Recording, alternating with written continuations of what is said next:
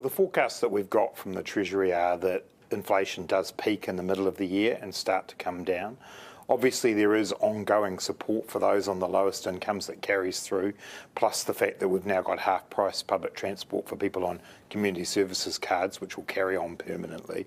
But we recognise that this is a contribution. It's a recognition that there's a wider group of New Zealanders who need some support. But clearly, there will still be some cost of living pressures as we go through the next couple of years as inflation comes down. Because the budget says inflation will still be 6.7% this year. Next year, it'll still be above 5%.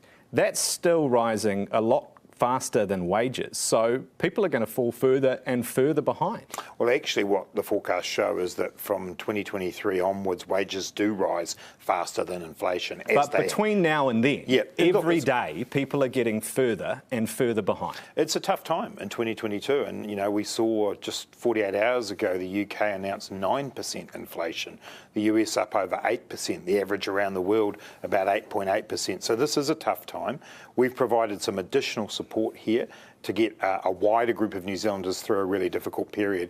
But 2022 is a challenging year. So the good news, though, is that the fundamentals of our economy are strong. Low unemployment, we do have good export receipts. We are in a strong position to grow jobs, but 2022 is a tough year for everyone around the world. And it will continue to be. So will you consider extending any of those measures to support cost of living beyond the next few months? Look, yeah, we obviously announced the timeline and the time frames for what we've done, the 2-month extension for Fed and RUC and for public transport and target it. That is what we are announcing.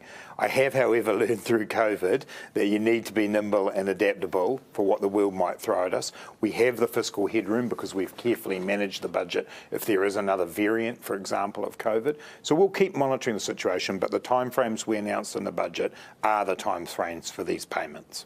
2 million Kiwis will get that $350 one-off payment, but the poorest New Zealanders won't. Why won't beneficiaries get that? So what we did on the 1st of April was significantly lift income support, student allowances, superannuation. Then we've got the winter energy payment coming in from the 1st of May. If you compare someone on income support now to a year ago, they've got about a 22% increase in what they get. So we have been providing support to low-income New Zealanders, but we also recognise that there's a wider group who needed some support through these months, and that's why we've added in those earning up to $70,000. We've now got 81% of working-age New Zealanders getting some form of targeted cost of living support. I think that's doing pretty good by New Zealanders over this period.